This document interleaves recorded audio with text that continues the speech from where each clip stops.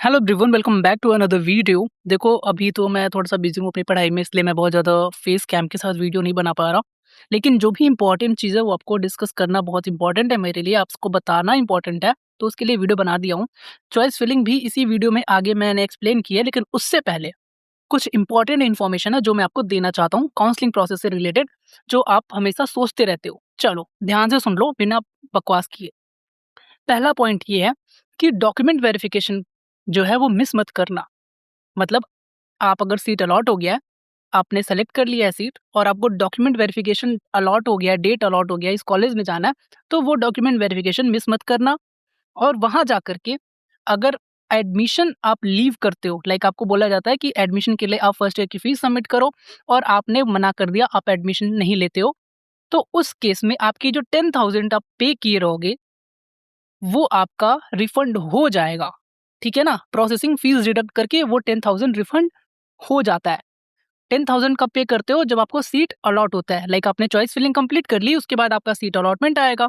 आपको seat allot हो गया तो आपको 10,000 पे करना होता है और उसके बाद डिसाइड करना होता है कि आप फ्रीज कर रहे हो या फ्लोट कर रहे हो। तो जब आप फ्रीज करते हो तो डॉक्यूमेंट वेरिफिकेशन में जाना होता है, उस टाइम के लिए ये सारी चीजें हैं। ठीक है ना? दूसरी चीज क्या है कि अगर आप डॉक्यूमेंट वेरिफिकेशन में गए हो और आपका डॉक्यूमेंट मिसमैच हो जाए, मतलब कि आपका 10th का 12th का वो जो डॉक्यूमेंट होता है, जो ज़्यादा इंपॉर्टेंट डॉक्यूमेंट्स हैं, क्योंकि उसमें आप चेंजेस नहीं कर सकते। तो अगर वो डॉक्यूमेंट में कुछ मिसमैच आता है, लाइक आपने कुछ फिल किया है, वहाँ कुछ और दिखा रहा है, तो अगर वहाँ पे उनके अकॉर्डिंग कोई चीज़ें ऐसी हैं जो बहुत ज़्यादा गलत हैं, जो इसको आप ठीक नहीं कर सकते और वो चीज़ें इंपॉर्टेंट हैं, तो उस केस में आपका जो 10,000 है वो रिफंड नहीं होता है। ठीक है ना? आपका सीट तो वैसे ही कैंसल हो जाएगा, आपका वो 10,000 है वो रिफंड नहीं होगा। अब बात करते हैं अगला। नेक्स्ट है, अगर आपने एप्लीकेशन फॉर्म फिल करते टाइम पे आपने कोई कैटेगरी सेलेक्ट की थी या कोई स्पेशल रिजर्वेशन सेलेक्ट किया था। कैटेगरी मतलब कि आपने SC, ST, OBC, EWS category select की है या फिर special reservation, for example PWD, STNA, north east, Jammu Kashmir, ये कोई कैटेगरी रिजर्वेशन जो है वो सेलेक्ट किया था आपने। और डॉक्यूमेंट वेरिफिकेशन के दिन आप इस कैटेगरी या रिजर्वेशन का एक सर्टिफिकेट आप सबमिट नहीं कर पाते हो। आप उनके पास प्रॉपर सर्टिफिकेट नहीं दे पाते हो डॉक्यूमेंट वेरिफिकेशन के टाइम पे, तो वो जो सीट आपको अलॉट होती है वो कैंसिल कर दी जाएगी। वो सीट कैंसिल कर दी जाएगी और आपका प्रोफाइल जो है वो ओपन कैटेगरी में अपडेट कर दिया जाएगा।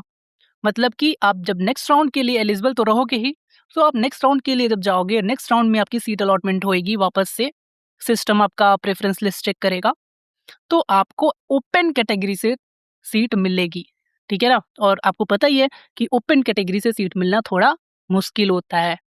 तो अगर आपने कैटेगरी सेलेक्ट किया हुआ है तो सर्टिफिकेट जो है वो बनवा लेना और प्रॉपर सर्टिफिकेट रहना चाहिए। दूसरी चीज, अगर आपने ओपन कैटेगरी से ही फॉर्म फिल किया है और आप चाहते हो कि अभी आपके पास एक कैटेगरी सर्टिफिकेट मिल गई है या फिर रिजर्वेशन सर्टिफिकेट मिल गया है और आप चाह रहे हो कि डॉक्यूमेंट वेरिफिकेशन वाले दिन मैं जाकर के बात कर लूँ कि मेरा जो कैटेगरी सर्टिफिकेट या रिजर्वेशन सर्टिफिकेट है उसको ऐड कर दीजिए, मेरा प्रोफाइल में वो भी ऐड कर दीजिए, तो वो चेंजेस नहीं हो सकते डॉक्यूमेंट वेरिफिकेशन वाले दिन। जो भी आपने फिल कर दिया है वो फिल कर दिया है, अब वहां पे चेंजेस नहीं होंगे। चलो, नेक्स्ट है फ्रीज और फ्लोट के बारे में। अगर आपने राउंड 1-2 में फ्रीज किया हुआ है तो आपको डॉक्यूमेंट वेरिफिकेशन अटेंड करना है और आपकी बची हुई जो कोर्स की रिमेनिंग फर्स्ट ईयर की फीस जो है वो आपको उसी दिन पे करना होता है, तब आपका एडमिशन कंप्लीट होता है। अगर आप नहीं कर पाते हो तो मैंने आपको फर्स्ट और थर्ड पॉइंट में ही बता दिया था क्या होता है, तो आप वीडियो बैक करके देख सकते हो। और अब बात करते हैं फ्लोट की। तो अगर आपने फर्स्ट और सेकंड राउंड में फ्लोट किया है तो आप जो है अपग्रेडेशन के लिए चले जाते हो नेक्स्ट राउंड में, और वहां पे अगर सीट बचती है, वैकेंट होती है, तो फिर से आपको अपग्रेड करने का मौका मिल जाता है। फ्लोट करने वाले को डॉक्यूमेंट वेरिफिकेशन में फर्स्ट सेकंड राउंड में नहीं जाना होता है। थर्ड राउंड जो होता है, मेजरली थर्ड राउंड ही लास्ट राउंड माना जाता है, तो उस राउंड में आपके पास ऐसा रहता है कि फ्रीज करो या फ्लोट करो, आपको डॉक्यूमेंट वेरिफिकेशन में जाना पड़ता है। और उस राउंड में अगर कोई सीट बच जाती है, सीट कोई कैंसिल हो जाती है, कोई बच्चा डॉक्यूमेंट में मिसमैच कर जाता है, मतलब वहां पे अगर सीट बचती है तो मॉपअप राउंड आपका आता है और आप वहाँ पर क्या करके एडमिशन ले सकते हो, ठीक है ना? एक और इम्पॉर्टेंट चीज़ है गाइस जो मेरे से मिस हो रही थी। आप लोग पूछते रहते हो कि एडमिशन अगर मैंने कैंसिल करवा दिया तो क्या मुझे फर्स्ट ईयर की फ़ीस रिफ़ंड होगी? तो मैं आपको ये बता दूँ, मान लो अगर आपने फर्स्ट राउंड में ही फ्रीज़ करके एडमिशन ले लिया और आपका अब मन कर रहा है कि नहीं यार, मेरा तो नीट का रिज़ल्ट आ गया, मैं तो कहीं और एडमिशन लेना चाहता हूँ। अब आप वो एडमिशन कैंसिल करना चाहते हो तो क्या आपकी फर्स्ट ईयर की फ़ीस रिफ़ंड हो जाएगी? तो मैं आपको बता दूँ, अगर आप काउंसलिंग राउंड के अंदर ही विथड्रॉ करते हो, क्योंकि देखो एडमिशन के बाद आपके साइट पे आपके लॉगिन के करने के बाद आपके पास एक विथड्रॉ का ऑप्शन भी आएगा। मतलब कि आप राउंड के अंदर, काउंसलिंग राउंड के अंदर ही, काउंसलिंग राउंड कंप्लीट होने से पहले अगर विथड्रॉ करते हो तो आपकी कुछ प्रोसेसिंग फ़ीस डिडक्ट करके आपकी टोटल अमाउंट जो है वो रिटर्न हो जाती है।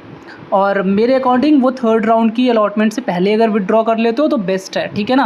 लाइक अलॉटमेंट आया और आपने विथड्रॉ कर लिया जब तक डॉक्यूमेंट वेरिफिकेशन से पहले ही, थर्ड राउंड के, ठीक है ना? तो आपके लिए बेटर ऑप्शन रहता है, उस टाइम आप विथड्रॉ कर लो।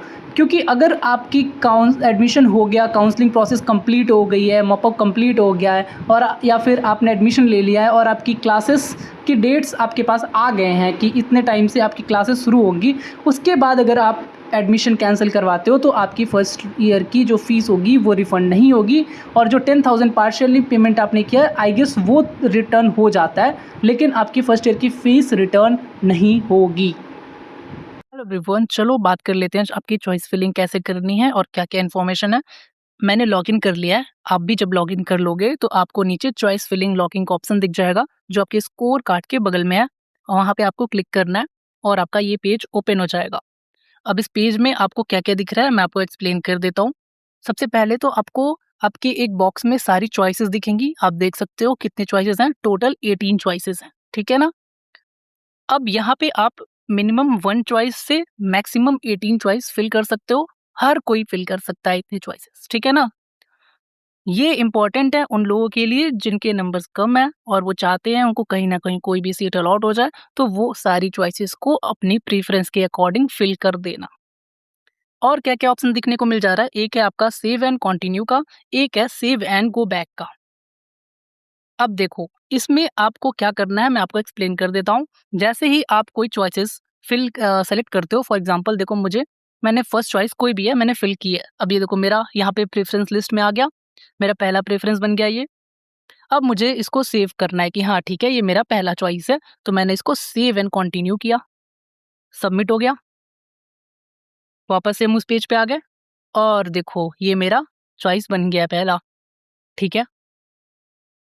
आप ये पहले चॉइस पे भी सेव एंड कंटिन्यू कर सकते हो या फिर आप सारे चॉइसेस को ऐड करके उसको अप एंड डाउन करके भी आप ये सेव एंड कंटिन्यू कर सकते हो, ठीक है ना?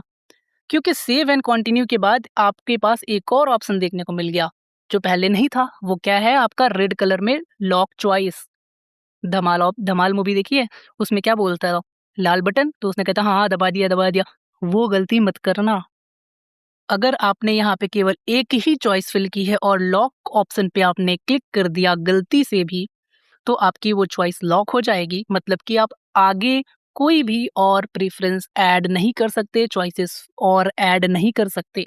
ना रिमूव कर सकते हो, ना अप कर सकते हो, ना डाउन कर सकते हो। अप डाउन क्या है अभी बता देता हूँ, ठीक है? तो आप समझ गए, अभी ये हमें क्लिक नहीं करना है।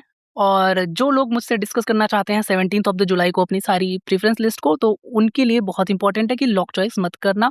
उसके बाद आप लॉक कर लेना, 18th को कर लेना, 18th को लास्ट डेट है। ठीक है ना? कोई दिक्कत नहीं आएगी, कोई पहले करता है, बाद में करता है, उसको पहले सीट नहीं मिल जाएगी, ना ही लेट सीट मिलती है। अब ऊपर क्या ऑप्शन है, ये क्लियर फ़िल्टर का क्या ऑप्शन है, आओ इसको समझा देता हूँ। ये है आपके लिए कि आपको जो लिस्ट आप बना रहे हो, वो ईज़ी में बन जाए। फॉर एग्जाम्पल देखो मैंने पहला अपने मन से कर लिया था, मैं इसको रिमूव भी कर सकता हूँ। मैंने रिमूव पे क्लिक किया, ओके किया, रिमूव हो गया चॉइस। अब मुझे अपने हिसाब से करना है, तो मैंने क्या किया, मैंने सोचा है कि मुझे पीड यूनिपिड चाहिए, तो मैंने इंस्टीट्यूट नेम में जाके पीड यूनिपिड सेलेक्ट कर दिया। अब मुझे चाहिए कि मैं कोर्स जो है वो सारे इसी कॉलेज के फिल करूँ या फिर मुझे लगता है कि मुझे बीपीटी फर्स्ट प्रायोरिटी चाहिए, तो मैंने बीपीटी क्लिक किया। अब देखो यहाँ पे चॉइसेस में अपने आप बीपीटी फिल्टर आउट हो गया। तो यहाँ से मैंने बिना सर्च किए, मतलब ज़्यादा प्रॉब्लम हुए, ईज़िली मैं यहाँ से ऐड कर पाया। मेरी पहली लिस्ट बन गई। अब ज़रूरी नहीं है कि आप एक को ऐड कर दिए तो फिर सेव एंड कंटिन्यू करो, नहीं बिल्कुल ज़रूरी नहीं है। आओ दिखाता हूँ। मैंने अभी क्या चाहिए, मैं सोच रहा हूँ कि मुझे इसी कॉलेज का एक और कोर्स चाहिए, तो मैं बस कोर्स पे क्लिक किया और अपना कोर्स चेंज कर दिया, फॉर एग्ज़ाम्पल बीओटी। अब देखो फ़िल्टर होकर के बीओटी आ गया, मैंने इसको भी ऐड कर दिया, देखो ऐड हो गया ना, सेव एंड कंटिन्यू अभी करने का ज़रूरत नहीं है। अब देखो, तो इसीलिए बोल रहा हूँ कि आप सेव एंड कंटिन्यू तब करना जब आपको लगेगा कि सारी चॉइसेस आपने फिल कर दी है, आपको लगता है कि अब सारा अप एंड डाउन आपने कर लिया है। अप डाउन क्या है, फॉर एग्जांपल एक और करके दिखा देता हूँ। मैंने इसी कॉलेज का बीपीओ भी सेलेक्ट कर लिया है और अपनी थर्ड प्रायोरिटी बना ली है। अब मुझे लगता है कि मैंने ये जो चॉइसेस फिल किए हैं उसमें मुझे लगता है कि बीपीओ मुझे टॉप पे चाहिए, तो मुझे क्या वापस से यहाँ से रिमूव करके फिर से ऐड करना है? नहीं, मैं बस यहाँ से अप पे क्लिक करूँगा, वो सेकंड पे चला गया, फिर अप पे क्लिक करूँगा, वो फर्स्ट पे चला गया। मुझे चाहिए कि नहीं मैं फिजियोथेरेपी को थर्ड पे रखूँ, मैंने डाउन पे क्लिक किया, वो थर्ड पे चला गया। तो ये है, ऐसे आप उसको अप एंड डाउन कर पाओगे। और अगर आप चाहते हो कि लॉक चॉइस ना दिखे सामने, कहीं गलती से आपसे क्लिक ना हो जाए, तो आप सेव एंड कंटिन्यू मत करना, आप सेव एंड गो बैक पे क्लिक करना जब आप अपनी सारी चॉइसेस फिल कर लोगे। क्यों? क्योंकि सेव एंड गो बैक पे क्लिक करने से आप एक पेज पीछे चले जाओगे, फॉर एग्जाम्पल आप लॉगिन वाले पेज पे आ जाओगे। कैसे? देखो करके दिखा देता हूँ। देखो सेव एंड गो बैक किया, सबमिट हो गया और मैं वापस से उस पेज पे आ गया जहाँ पे मेरे पास लॉगिन हुई थी और मेरे को अपनी चॉइस फिलिंग एंड लॉकिंग का ऑप्शन दिख रहा है। अगेन मैं इस पे क्लिक करूँगा, जब पहुँचूँगा तो मुझे वो जो 3 चॉइसेस मैंने फिल की थी ना, वो दिखेगा, देखो, दिख गया, जैसे था वैसे ही है, ठीक है? आप समझ गए हो? इसी प्रकार से आप अपने इंस्टीट्यूट को फ़िल्टर कर सकते हो और कोर्स को फ़िल्टर कर के यहाँ पर से आराम से अपना ऐड एंड रिमूव कर पाओगे। डन? समझ में आ गया आपको?